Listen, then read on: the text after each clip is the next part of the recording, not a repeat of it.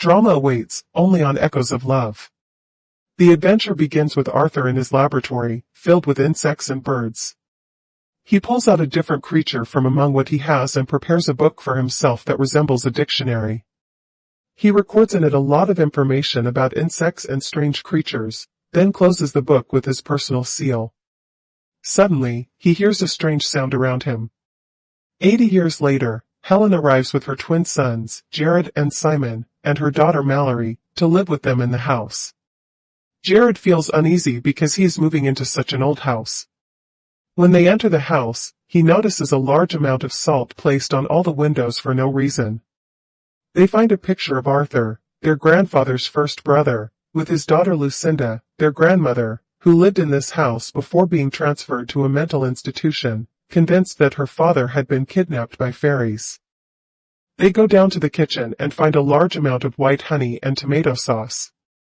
Their mother asks them about her lost keys and also about Mallory's locket.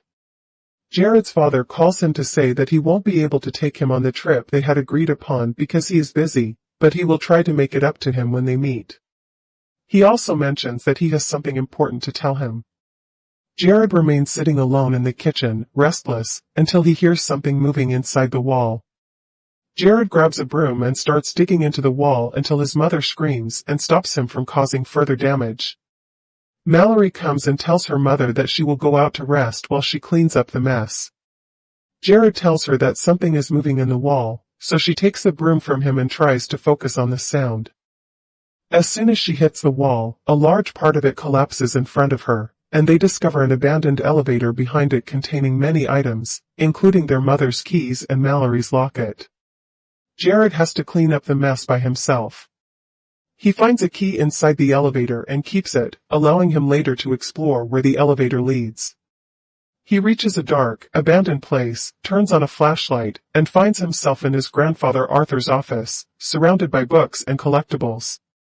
He notices a large box bearing the same symbol as the key. Inside, he finds a bag similar to a travel bag, containing Arthur's book with a warning on it. Before he can read it, he feels movement behind him and turns to see a sentence written in the dust telling him to leave immediately. Scared, he senses movement around him, grabs the book, and flees to the elevator. He goes down and runs to his brother Simon to tell him what happened, but Simon does not believe him. Sitting on the bed, Jared discovers that the warning states anyone who opens or even looks into the book will face a deadly fate. As soon as he removes the seal from the book, a powerful storm surrounds the house. He hears a loud sound from the forest, gets frightened, hides in a box, and begins reading the book at 10:30. He discovers that the author is Arthur and that the book contains all creatures that live hidden by magic, invisible to everyone. The book explains how to see these creatures. Some are good and accompanied Arthur, while others are evil, including Mole Groth, who seeks the book by any means because it contains secrets about many creatures. Mole Groth can transform into multiple forms and shapes to obtain the book. Suddenly, they hear Mallory scream, "It is 2:45."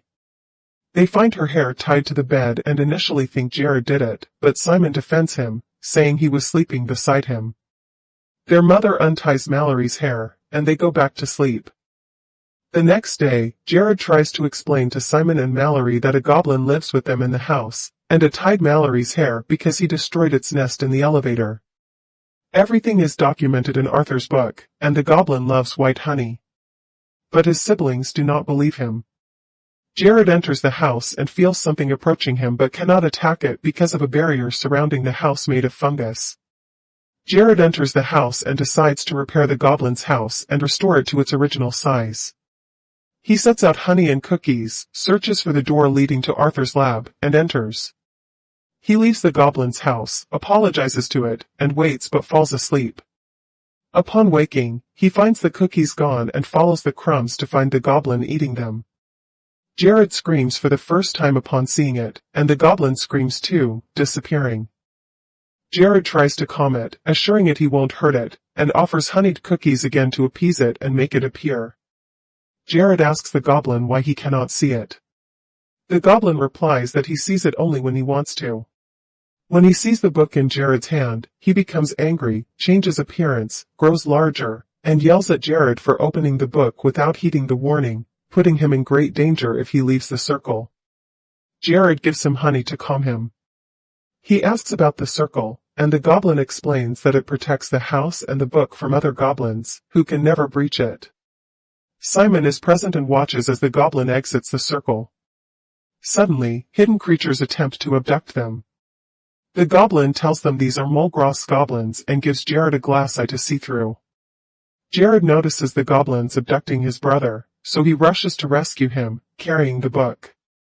He discovers that his mother went to the city for work. Exiting the circle, he finds his brother trapped in a cage, with the goblins that kidnapped him beneath it. While observing, he bumps into another cage containing a goblin asking for help to be freed. The goblin explains that he was imprisoned because he tried to kill Mulgroth, who had murdered his entire family, and that he can help Jared if freed. Jared agrees and releases him. The goblin tells him his name is Hawk Squill and that he will distract the goblins, making it easier to rescue Jared's brother. He spits a substance onto Jared's face, giving him the ability to see the goblins without needing the eye anymore. Jared sees the goblins summon Mulgroth, who appears as an old man to make dealing with him harder. Mulgroth tells him that all he wants is the book and that once he has it, he will leave them alone and never interfere again. He allows Jared to go fetch the book and return it later. Jared continues observing Mulgroth as he transforms into his terrifying true form and orders the goblins to kill them all once they have the book. Jared flees, meets Simon, and tells him he has the book. Mulgroth cannot take it except by destroying the other creatures. They disagree and pass through the goblins' attack but manage to return to the house inside the protective circle after Simon is bitten in the leg by one of them. They find Mallory outside the circle, who says she searched for them for a long time. Jared asks her to come closer quickly before she gets hurt. The goblins attack Mallory, injuring her hands and legs. She keeps swinging her sword, unaware of who she is hitting, until one of them throws her the glass eye so she can see. She then fights them with her sword until she reaches the circle and enters the house. They look out from the roof and see the goblins surrounding the house from all sides. Mallory tells them to hand over the book, and they do. The goblin appears to them and tells them that the book will not leave the house. He is shapeshifting and fights them. Mallory arrives and brings the honey from the kitchen, as Jared had instructed. She offers it to the goblin, who eats it and calms down. They plan to burn the book and get rid of it, throwing it into the fire. Suddenly, Mulgroth appears in the form of a crow and tries to snatch the book from them, but he cannot penetrate the circle. The book is unaffected by the fire because it is enchanted and indestructible. They consider going to the mental institution where their aunt resides, hoping she can help, but they do not know how to leave the house since they are trapped. The goblin tells them that he knows a secret passage they can use to exit, on the condition that they leave the book inside the house. He gives them his name, Temple Tak. Jared and Mallory set off toward the institution, while Simon stays behind because of his leg injury and exits through the front door to draw the goblin's attention. Jared and his father manage to descend through the secret passage located in the storage area outside the house. Simon returns to the house and discovers that the sauce and vinegar harm the goblins.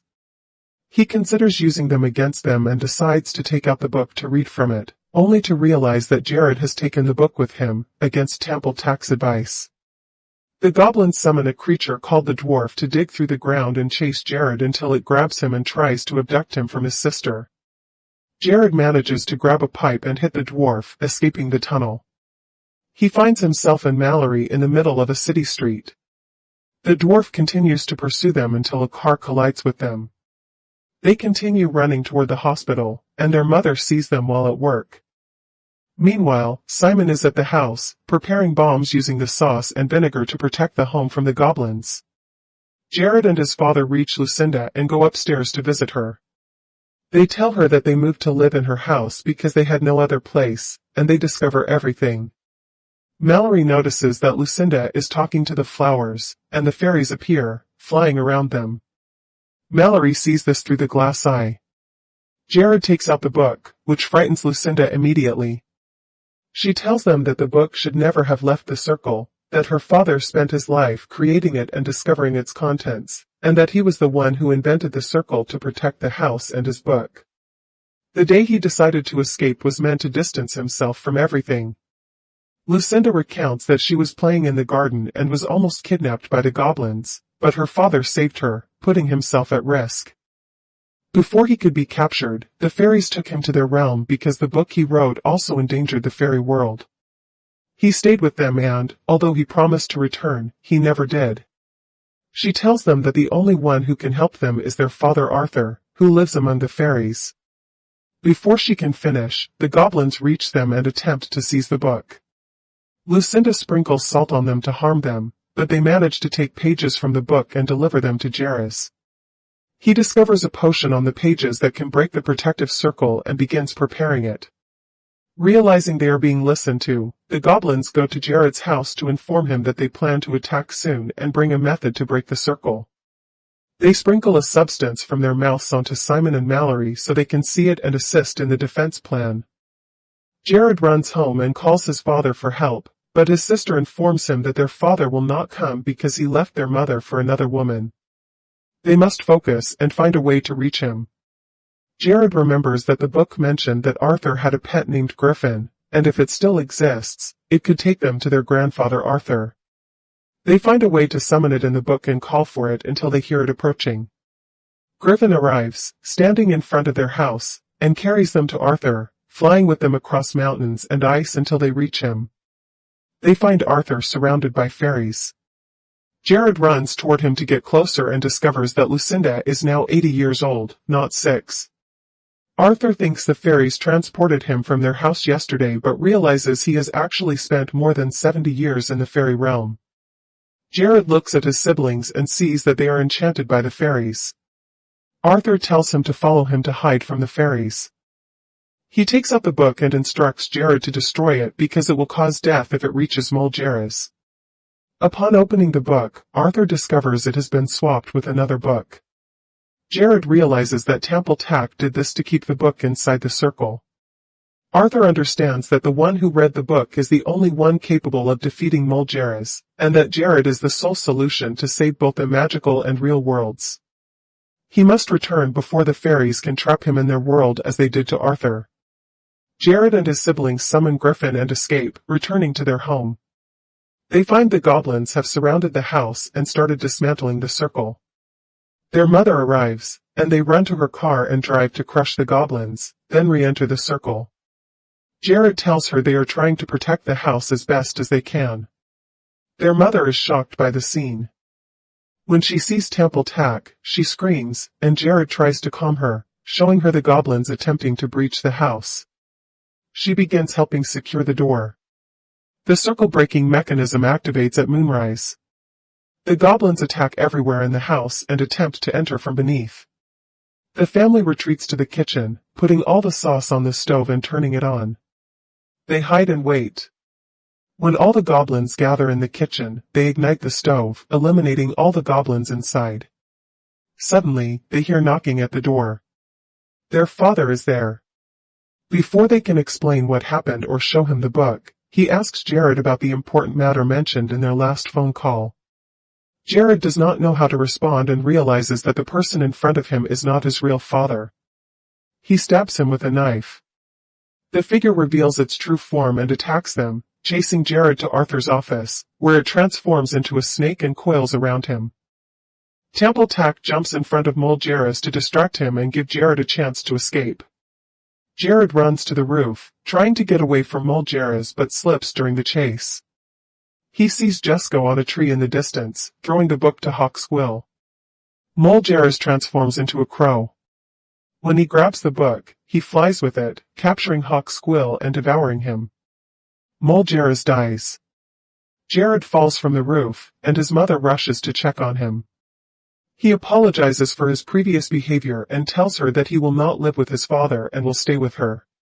The next day, they return to live with their Aunt Lucinda in the house.